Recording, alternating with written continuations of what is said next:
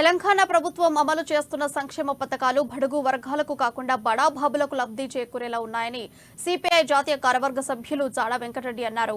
లక్షలాది మంది విద్యార్థులు అహర్నిశలు కష్టపడి వ్యయ ప్రసారాలకు వచ్చి తమ బంగారు భవిష్యత్తుకు బాటలు వేసుకుంటుంటే టీఎస్పీఎస్సీ నిర్వాహకం వల్ల ఆ విద్యార్థుల భవిష్యత్తు అగమ్య గోచరంగా తయారైందన్నారు. ప్రజల కష్ట నష్టాలు పక్కన పెట్టి తమ రాజకీయ ప్రయోజనాల కోసం దిగజారుడు రాజకీయాలు చేస్తున్నారని మండిపడ్డారు. అవినీతి లేని రాజ్యాన్ని అందిస్తున్నటువంటి బీజేపీ ఎన్డీఏగా అనేక సార్లు ప్రగల్భాలు పలికి ఇవాళ ఎక్కడ చూసినా ఈడీ దాడులు, ఐటీ దాడులు ఎవరి మీద జరుగుతున్నాయంటే ప్రతిపక్షాల మీద.